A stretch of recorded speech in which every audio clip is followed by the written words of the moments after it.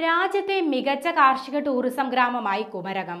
രാജ്യത്തെ മികച്ച കാർഷിക ടൂറിസം ഗ്രാമമായി കുമരകം. നമസ്കാരം, കൊട്ടാരക്കര മീഡിയയിലേക്ക് സ്വാഗതം.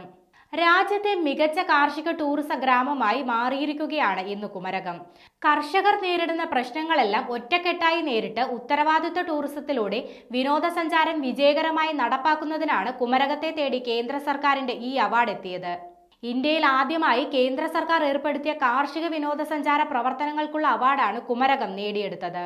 കുമരകത്തെ രാജ്യത്തെ കാർഷിക ടൂറിസം ഗ്രാമമാക്കി മാറ്റിയതോടെ കർഷകർക്ക് ഫാം ടൂറിസം, സംയോജിത കൃഷി തുടങ്ങിയവ തുടരാൻ പ്രോത്സാഹനമാകുമെന്നാണ് വിലയിരുത്തൽ.